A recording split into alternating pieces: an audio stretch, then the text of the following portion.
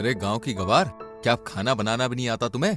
मेरी तो पूरी जिंदगी ही खराब हो गई है। समझ में नहीं आता तुमसे कैसे पीछा छुड़ाऊं। अरे बेटा गोपाल, क्यों इतना उल्टा सीधा बोल रहा है बहू को? क्या किया है इसने? आपसे एक काम करने को कहा था मैंने, इसे खाना बनाना सिखाओ, लेकिन ये कड़ी चावल खाकर देखो, अरे इतने बुरे हैं कि क्या ही कहूँ।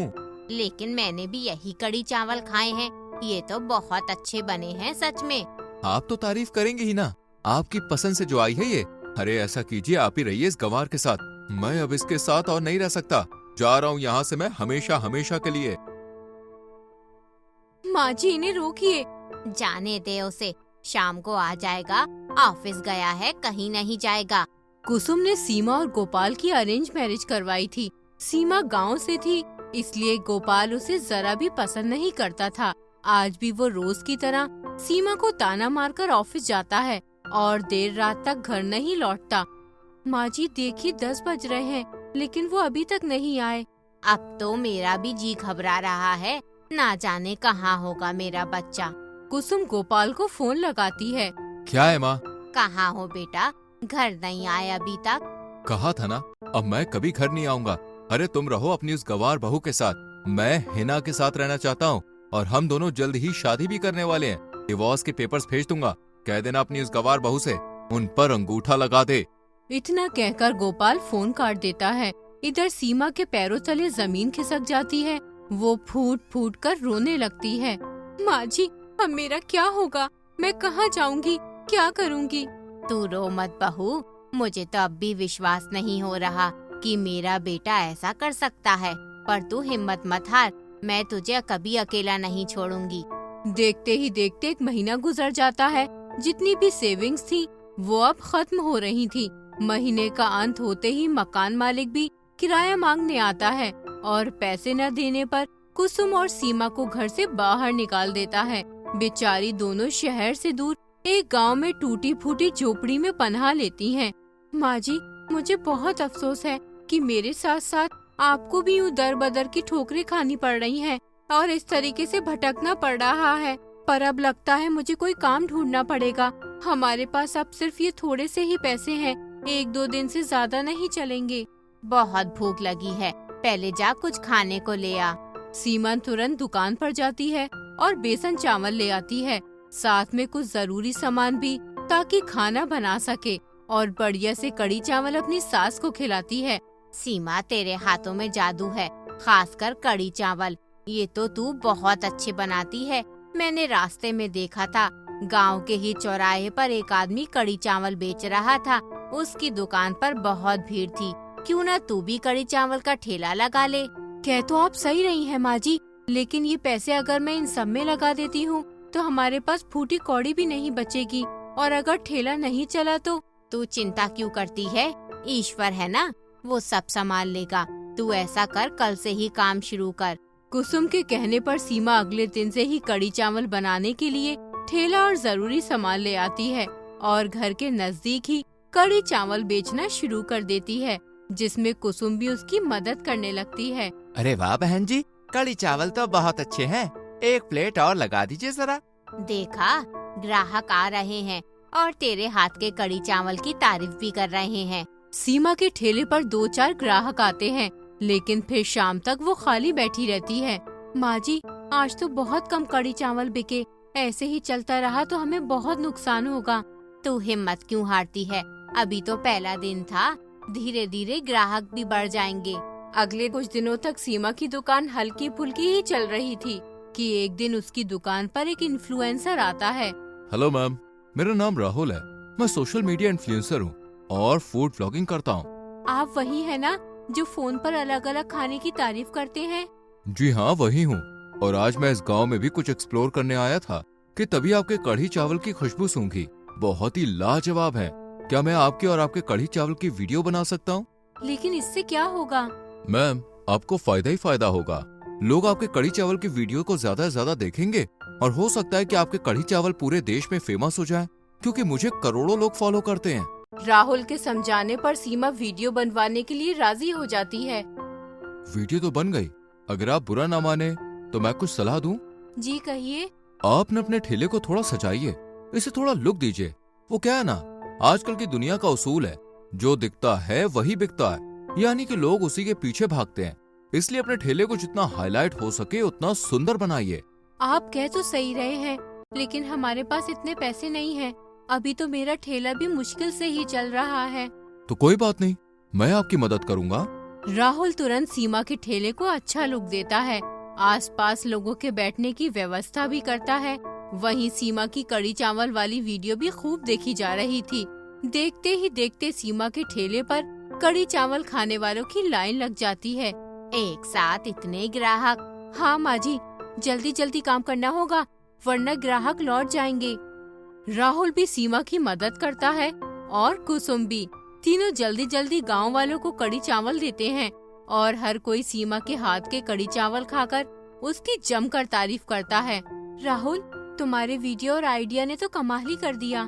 नहीं तो क्या, वरना तो मेरी बहू के इतने अच्छे कड़ी चावल भी ग्राहकों का इंतजार कर रहे थे। तुमने तो आते ही जादू कर दिया। भगवान तुम्हारा भला करे।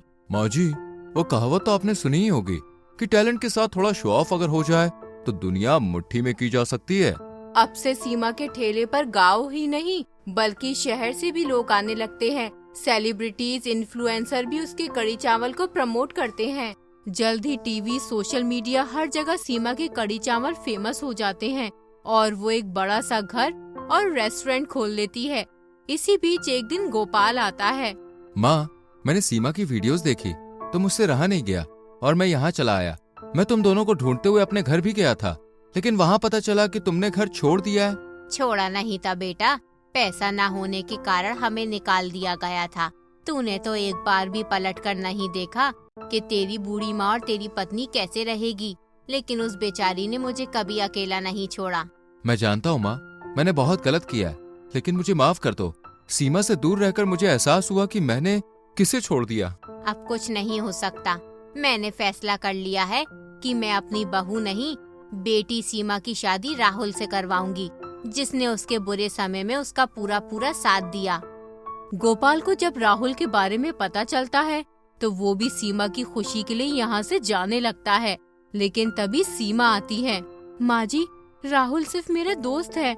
हाँ, उसने मेरा साथ दिया, लेकिन मैंने हमेशा से गोपाल को ही अपने पति के रूप में माना है और मुझे खुशी है कि इन्हें अपनी गलती का एहसास हुआ और आज ये हमारे पास वापस लौट कर आए हैं।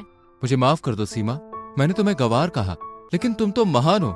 मुझसे ही तुम्हें समझने में गलती हो गई। सीमा तुरंत गोपाल को माफ कर देती है और पूरा परिवार खुशी खुशी रहने लगता है।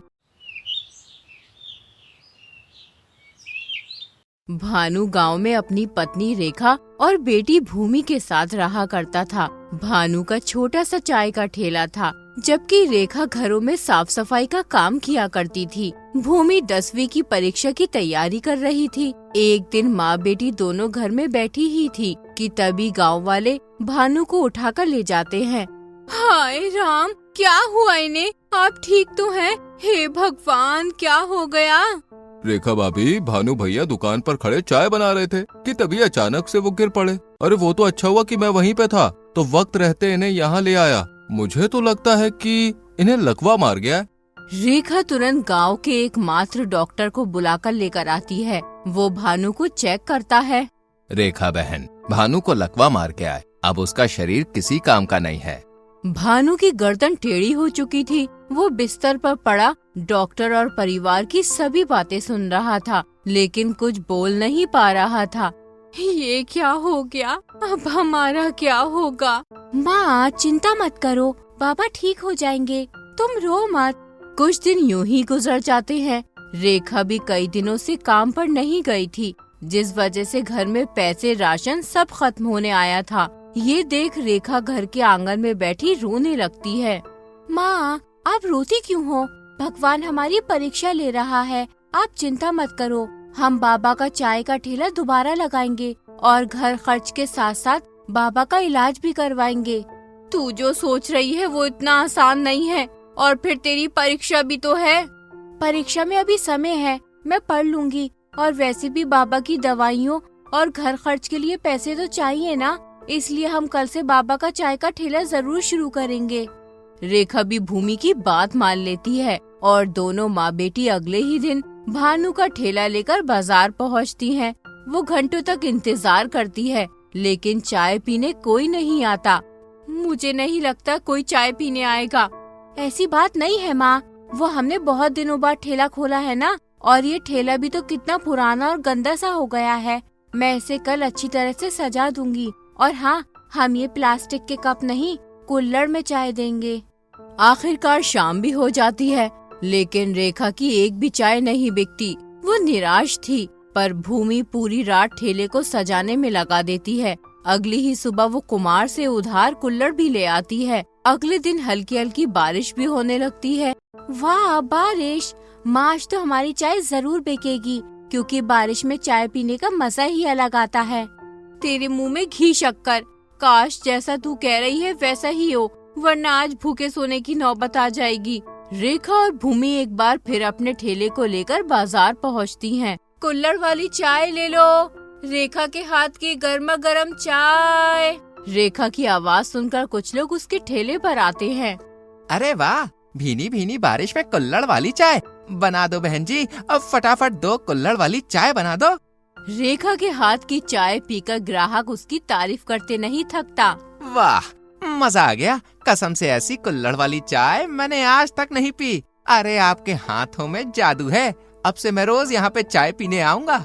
सुबह से दोपहर हो जाती है और रेखा की खूब बिक्री होती है। इतने में 2 लोग रेखा के ठेले पर आते हैं और भूमि को अजीब तरह से घूरना शुरू कर देते हैं। रेखा जब ये बात नोटिस करती है तो उसे बिल्कुल अच्छा नहीं लगता और वो उन्हें फटकार कर वहाँ से भगा देती है। और शाम होते ही दोनों घर चली आती हैं। भूमि, आज के बाद मैं अकेले ही ठेला लगाऊंगी, तुझे मेरे साथ जाने की कोई जरूरत नहीं है। पर माँ, मैं तो आपकी मदद करने के लिए जाती हूँ ना। नहीं मेरी बेटी, अब तू जवान हो रही है, यूँ ठेले पर तुझे ले जाना ठीक नहीं है, इसलिए अब से तू पढ़ाई पर ध्यान देगी। बाकी सब ये तेरी कुल्हड़ चाय वाली माँ संभाल लेगी। और फिर यहाँ तेरे बाबा का ध्यान रखने के लिए भी तो किसी का होना जरूरी है ना, इसलिए अब से तू पढ़ाई कर और अपने बाबा का ध्यान रख। इस तरह रेखा रोज सवेरे अकेले ही कुल्हड़ वाली चाय बेचने निकल पड़ती है। धीरे धीरे उसकी खूब बिक्री होने लगती है। समय बदलता है और अब भूमि ने 12वीं की परीक्षा भी पास कर ली थी। माँ, ओ माँ, मेरी माँ, ये देखो तो, मैंने मना किया है ना, तुझे ठेले पर नहीं आना है। हाँ, पर मुझसे रहा ही नहीं गया। देखो तुम्हारी बेटी पूरे स्कूल में अव्वल नंबरों से पास हुई है। वाह, ये तो बहुत अच्छी खबर है। चल मिठाई लेकर घर चलते हैं। घर पहुँचते ही दोनों ये खबर भानु को देती हैं। वो बेचारा कुछ बोल तो नहीं पाया, लेकिन पलक झपकाकर उसने अपनी बेटी को आशीर्वाद जरूर दिया। भूमि बेटा, अब कुल्हड़ वाली चाय बेचकर अच्छी आमदनी होने लगी है।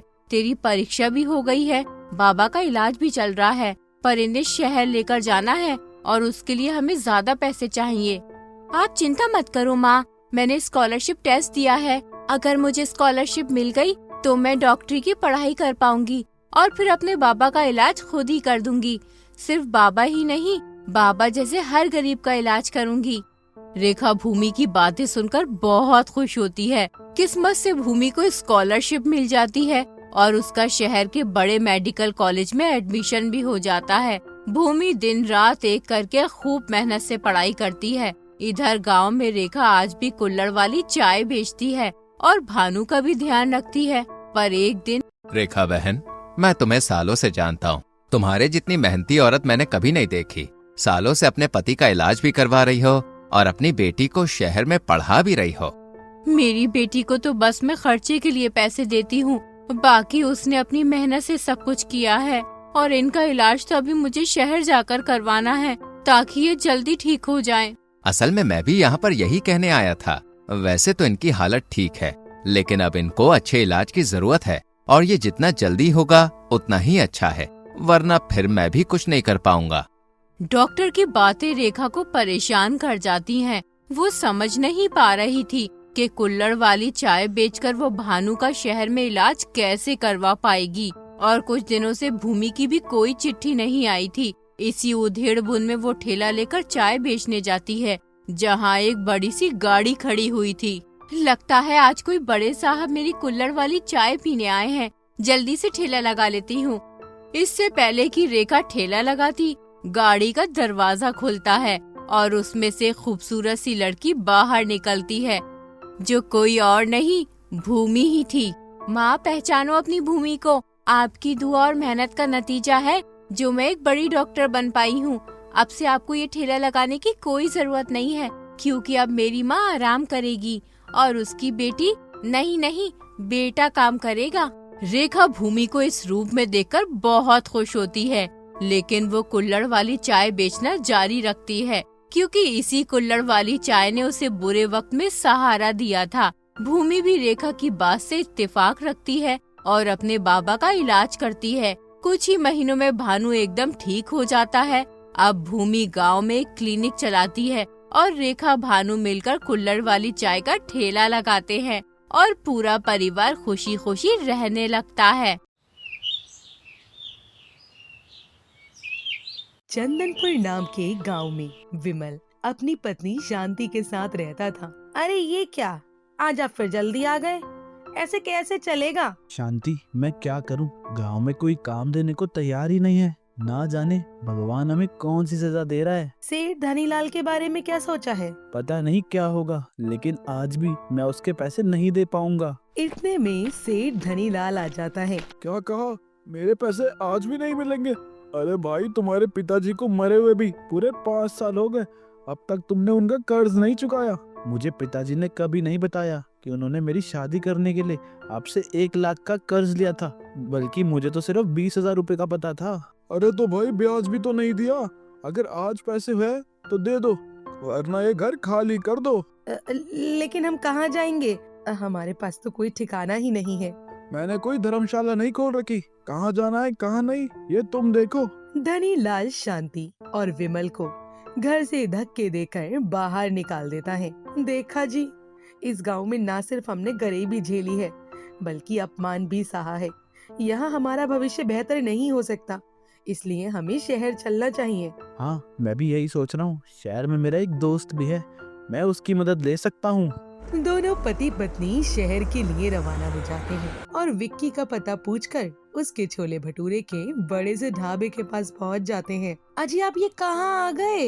ये ढाबा तो कितना शानदार और बड़ा है, पक्का आपके दोस्त यही होंगे। हाँ, शायद।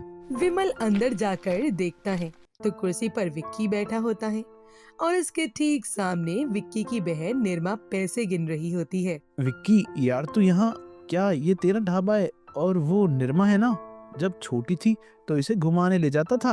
हाँ विमल, लेकिन तू यहाँ क्या कर रहा है? विमल अपनी पूरी कहानी विक्की को बताता है। हम यहाँ सिर्फ तेरे भरोसे ही आए हैं, तेरे सिवा हम यहाँ किसी को नहीं जानते। हमारा घर कोई आश्रम नहीं है जो चाहे मुंह उठाकर आ जाए। वैसे भी अब हम गरीब लोगों से ना दोस्ती रखते हैं और ना ही रिश्तेदारी। हाँ, हम तुम्हें अपने घर पर नहीं रख सकते। मैंने सिर्फ उस गांव का ही नहीं छोड़ा, बल्कि हर गांव वाले को छोड़ दिया। इसलिए विमल, तो अपना इंतजाम कहीं और कर ले। वेटर, इन्हें यहाँ से बाहर निकालो। कपड़े तो देखो जरा, हमारे साथ रहेंगे। इतने बुरे दिन नहीं आए अभी हमारे। शांति निर्मा की ये बात सुनकर बहुत दुखी होती है और आंखों से आंसू भरकर विमल के साथ बाहर आ जाती है। शांति, अब हम क्या करेंगे? विकी पैसों की चकाचौंध में इतना बदल जाएगा, मैंने सोचा भी नहीं था। हाँ, देखिए तो इसका ढाबा कितना बड़ा है और छोले भटूरे बनाने वाले और खाने वालों की तो लाइन लगी है।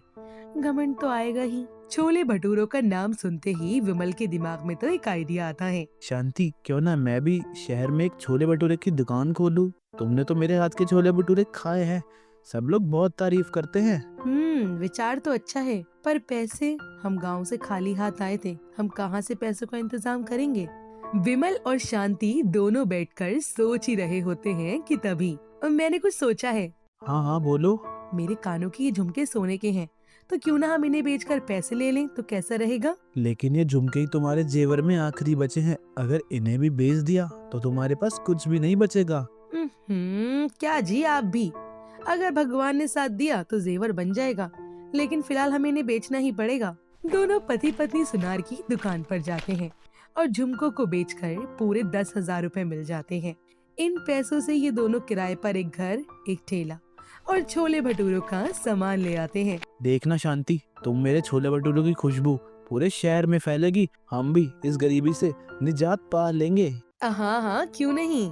विमल काफी मेहनत करके छोले भटूरे बनाता है और शांति भी काम में इसका हाथ बटाती है। और फिर विमल विक्की के ढाबे के सामने ही अपना छोले भटूरों का ठेला लगा लेता है। इन गरीबों को तो देखो, इसकी इतनी मजाल ये हमारे ढाबे के सामने अपना ठेला लगाए। अरे हाँ मेरी बहना, क्यों चिंता करती हो? हमारा ढाबा सालों पुराना है, ग्राहक हमारे छोले भटूरे के दीवाने हैं, कोई उस ठेले पर खाने नहीं जाएगा। काफी देर बीत जाती है, लेकिन विमल के ठेले पर कोई नहीं आता।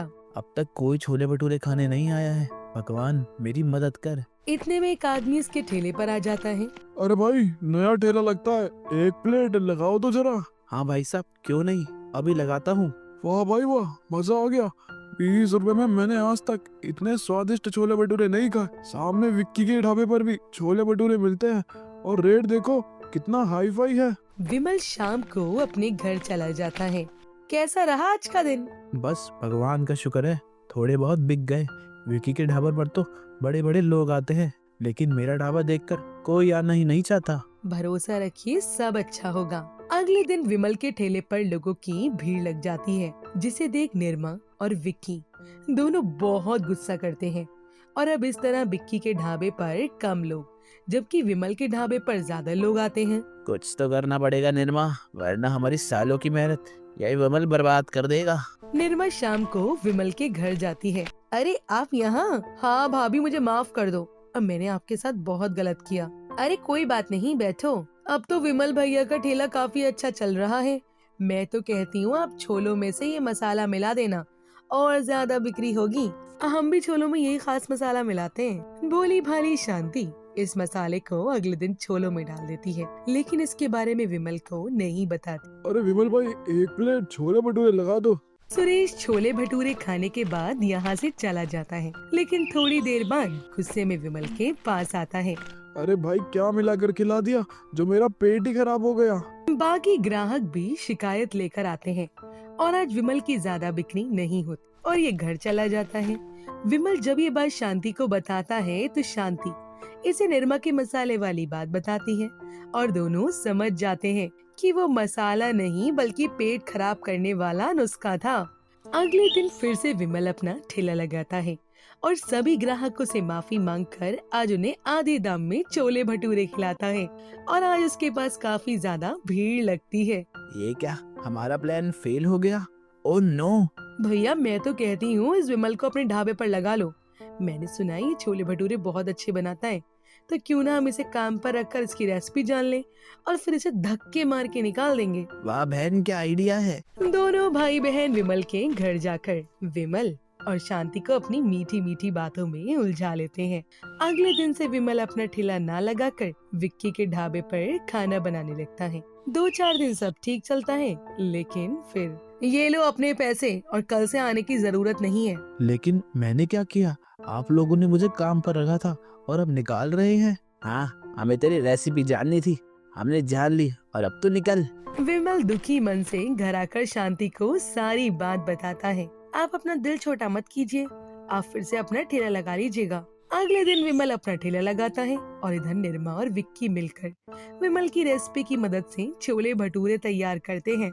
लेकिन जब ग्राहक खाते हैं तो इन्हें ये बिल्कुल भी पसंद नहीं आता, क्योंकि विमल के हाथ में स्वाद था, न कि रेसिपी में। इस तरह दिन ब दिन विक्की का ढाबा ग्राहकों की भीड़ से खाली होता जाता है और इधर विमल के ठेले पर भीड़ लगी रहती है। अब तो शांति भी इसकी मदद करने आती है। ये दोनों खूब अच्छे पैसे कमाते हैं और एक बड़ा ढाबा खोल लेते हैं और शहर में खुद का घर खरीद लेते हैं और गांव वाला घर भी धनीलाल को पैसे देकर छुड़ा लेते हैं।